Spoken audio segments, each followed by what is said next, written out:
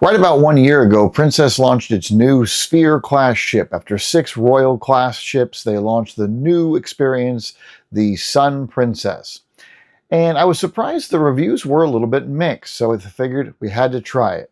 So we're nearing the end of our 14-day adventure here on the Sun Princess, and I wanted to share some hits and misses with you, give you my review of the Sun Princess. Let's get to it.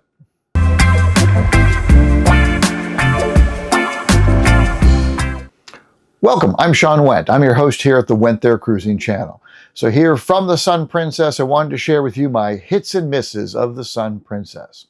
The first hit of this has got to be the new areas of the ship, the dome and the sphere. So the sphere completely opens up the piazza. It's a completely different experience during the day, allows all kinds of natural daylight into that area.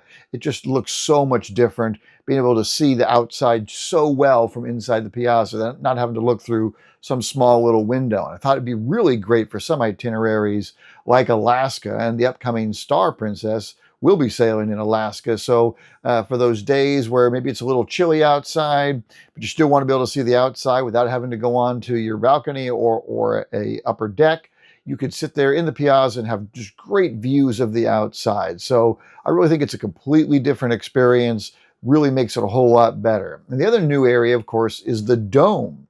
And the dome is an amazing venue, day or night. So during the day, there's seating up there, obviously, overlooking the little pool, but they put a little display on the screen that arches over the pool. And it's usually something tranquil, like a babbling brook, or, you know, a river going by, or trees or whatever. It's very peaceful, but it is air conditioned in there, obviously. So it's cooler than it is sitting out on the main deck. And it's obviously, you don't have the wind either.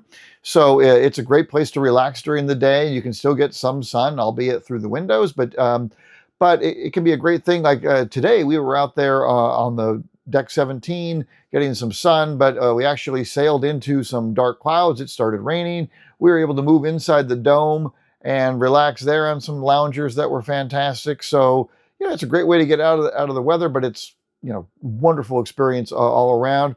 And at night, they use the dome for a lot of entertainment things. So we caught a juggler in there the other night. You know, they have an aerial act on some nights. So it's a really neat venue at night. And then even later at night, they actually use that as sort of a dance area. It becomes sort of like a nightclub later in the evening. So I think the dome and the sphere have been great additions to the new Sphere-class ships. But that does lead into one of my misses of the Sun Princess. So what I found is the entertainment venues on board are too small. This is a ship, the first week of our sailing, we were sailing at 4,676 passengers. That's really a lot of people.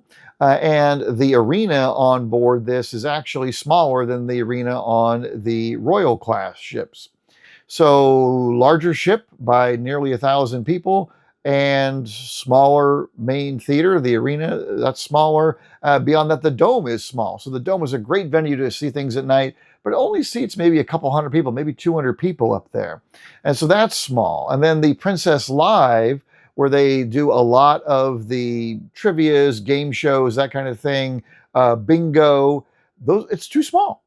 So actually there was a thing going on there. I think it was bingo the other night was going on, and they actually had folding chairs set up inside the Princess Live. That's kind of tacky, right? So they're just too small. And then right across from Princess Live is the O'Malley's bar, a pub, Irish pub. Great venue, but it's too small. I mean, so for every showing in there where the Irish singers are in there, it's packed. So they just they should have been a little bit bigger, I guess. So that's one of the misses of this is it can be really crowded inside the entertainment venues, particularly for the more desirable events. Another hit of the Sun Princess, though, are the increased food options. So specialty dining is a thing on all the Princess ships. Some of the older ones, the Grand class ones, maybe you have 2 specialty dining venues. But here there are a bunch, right? So you have Mikado Ocean, which is sushi. You've got Umai Teppanyaki and Umai Hot Pot. You have Butcher's Block by Dario. You have the Crown Grill. You have Sabatini's. You have the Catch by Rudy. And you have Love by Brito. On top of that, you have the Spellbound experience, which has a dinner. There's the Sanctuary restaurant, in addition to main dining. Plus, of course, you have the eatery, which is your buffet. And then there's always the pool deck option. So there's just so many more food options here on the Sun Princess than there are on any other of the Princess ships. And they're all good. But those many, many food options kind of leads me into another miss of the Sun Princess. The layout on this ship is not really as intuitive. There are things here that are just harder to find. You won't stumble across them unless you're actually looking for them. Like the Good Spirits at Sea, which is like one of the main, most well-known Princess bars, is hidden. You have to go find it. It's really out of the corner on deck 7, away from everything else, sort of on the entrance, going up toward the entrance of the theater. But it's really off in the corner. It's easy to miss. The Umai Teppanyaki on deck 8 is not off of a main thoroughfare. It's kind of around behind the staircase, sort of. So it's a little more difficult to find some places. Love by Brito is up on the top of deck 17 at the far back.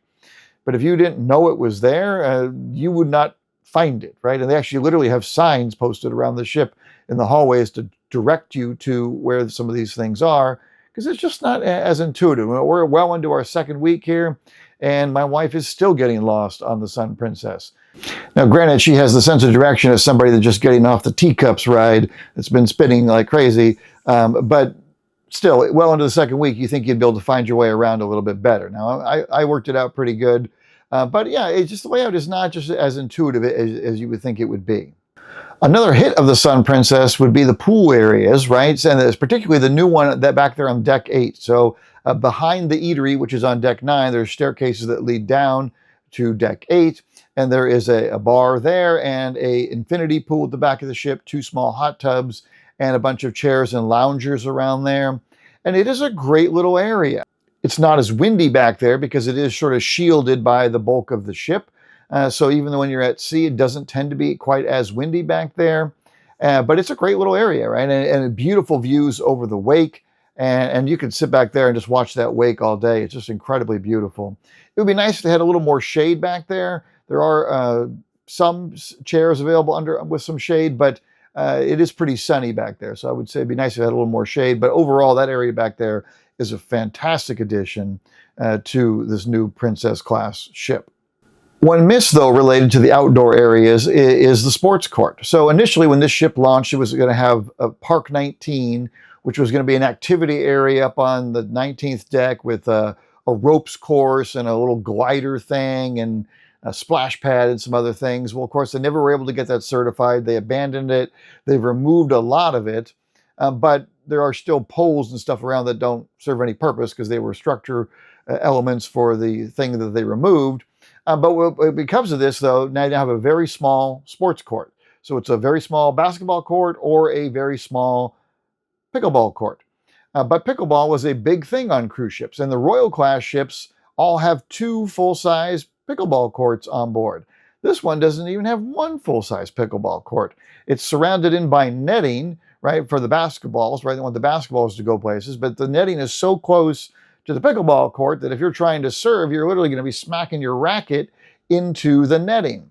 And with all this extra space up there, the stuff they ultimately never actually used, there's a bunch of chairs, but they can easily expand that and make that into proper size pickleball court because it's always crowded up there. There's always people looking to play, and it's just not a very good court. So that's kind of a miss. You would think with the growth of pickleball, and particularly the growth of pickleball among more elderly people, and that's generally the folks sailing on Princess cruises, that they would try and accommodate that a little bit better. So maybe when the ship goes in for a dry dock and they do some retrofit of it to remove the rest of that Park 19 stuff, maybe they'll fix it at that time. We'll see what it looks like on the new Star coming out. But at least for this ship, at least for the Sun, the sports court is definitely a miss. But another hit related to those new outdoor areas is the front of deck 17, right? So on most Princess ships, really I can think of, except for the Majestic and now this one, that front area of the ships is always where the Sanctuary is. Well, the Sanctuary is a different thing on this ship. It's at the far back, but that area that would be occupied by the Sanctuary is now open to anybody. Well, adults only. So it's an adults only area at the front, with a couple hot tubs and a bar there, and several tiers of seating, nice lounge chairs, a daybed kind of things as well, and pretty well shielded with glass, right? So you can see, get a forward-facing view on the ship, but it does break up a lot of the wind. It's a great area. Really nice to sit up there. Just incredible views, day or night up there. So I think that's a win. It's more accessible, right? Because you don't have to pay to get in that area. So it's a really nice addition to these ships. But going inside now, another miss of this new class of ship would be the loss of the Crooners bar. I said, wait a minute, there's a Crooners bar on here. Yes, there definitely is a Crooners bar. It is on deck 8 in the middle of the piazza.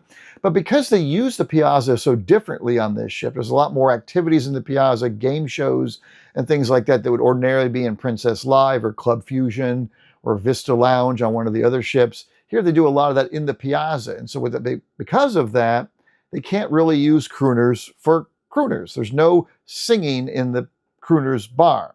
So a couple times in the afternoon over this 2-week adventure, they've had a pianist up there during a quiet area of the day to play piano, but I've never once seen a crooner actually singing there in Crooners. And it seems to me if you're going to call the place Crooners, that maybe we should actually have somebody crooning in Crooners bar. So I think if they moved Crooners to the back where the wheelhouse bar is, they could potentially do it there, or maybe, a more secluded spot, more like the Good Spirits at Sea. You could put a piano in there. But I really like that small venue singing experience, and you're just not going to get that here in Crooners. So they should at least rename it. It's still a nice bar, but they have a piano there, but there's never once a piano singer actually there. So that's kind of a miss. If you enjoy going to Crooners and listening to piano singer, you're not going to get that on the Sun Princess. But if we're staying interior, another hit of the new ships would be these new Cabana rooms, right? So on deck 9 and 10, they have some rooms that are Cabana rooms. And so these rooms, in addition to having an extra little partition out, so you have outside your door, which would ordinarily go out to the balcony, you go out to this Cabana section, right? So it's a sort of indoor-outdoor facility with a little couch thing and a television. And then from there, the second door, you can walk out onto your balcony. And so it's obviously a larger room because of that. But some of them on deck 9 actually walk out onto a Cabana deck. So on both sides of the ship, there's a Cabana area with a hot tub and loungers and day beds that is exclusive to people with Cabana rooms. And so really, really nice because it's generally not very crowded. It's only open to people with those rooms. And so not crowded, nicer loungers than you get up on the main Lido deck. So really great experience, and definitely on the next one, actually we've already booked it, on the next one we will be getting a Cabana room because unfortunately we did not get one this time. We are on a deck overlooking that Cabana deck, and I've been jealous of those people all week long. And so now next time we're going to make sure we have a Cabana room. That is a really great looking experience there. There is another miss in the interior areas though we've noticed, and it's a lack of art. And so some of this is just the whole art gallery does not exist. So there's no Park West gallery on board with no art auctions. And that is one of the things we have enjoyed in the past on ships. But I can deal with the loss of the art gallery. What I don't like is there are sort of long stretches of hallways that are just tan walls. And I think it would really benefit from more art. Even the hallways where the rooms are off of, the cabins are off of, on most of the ships, right, you get small pictures along those hallways of princess ships in various places around the world, or pictures from the various places that princess ships go. And there is some of that here, but not as much, right? So you see some pictures, but then you get long stretches where there's nothing. Or on deck 17, where you leave the elevator area going out to where the dome is, there's a long stretch of hallway with just very bland tan walls that really could benefit from some additional art. So I just feel like there's an opportunity there. They could kind of fill some of those blank spaces in with some additional art to make it look better. So that's kind of one of the misses. But another hit would be the new room design. So we have a standard balcony cabin this time. I didn't measure it, but I do believe the balcony itself is a little deeper than it is on the other classes of ships, but nevertheless, roughly similar. But what you do get in all balcony rooms now is a full couch behind me. So behind me is a full entire couch, not just the love seat. It's a proper couch. And the shower actually has a shower door instead of that horrible curtain that they have in the older ships. So what you did lose in this transition, a little bit of less hanging space. So there's a little closet-y sort of thing that does have hanging space, obviously, but it's not as expansive as the closet area and the older ships. So you lost a little bit of space there, but overall, getting a couch and getting a shower door, I will take it. These new rooms are really nice. The design is much nicer than the older ships. So that's a big win. So hits and misses, right? I mean, you know, some hits, some misses. I would say service has been very good on board. Not perfect, a few little anomalies here and there, but overall very, very good. And I will say this, despite the minor little misses, those are all pretty minor misses in the grand scheme of things, this ship is amazing. And I was very skeptical. I came on board, like, I'm not even sure I'm going to like this, because I really actually think I like the older Grand class ships better than the Royal class ships. So I'm like, oh boy, this is even bigger, and I'm not really sure I'm going to enjoy it. Love this ship. This is probably my favorite. This is absolutely my favorite cruise ship I've ever sailed on. I can't wait to come back to it. I don't know how I go back to the other ones anymore. So I'm a big, big proponent of this new Sphere class ship. Can't wait to see what changes they make with the star. Maybe they'll tweak a couple of these little misses that we've talked about. But really, this is a fantastic experience. Cannot recommend it highly enough. Take a sail on the new Sphere class. You'll love it. Hope you found this video useful. If you did, please like the video. And if you like cruise content, please subscribe. We do want to be your source for cruise content.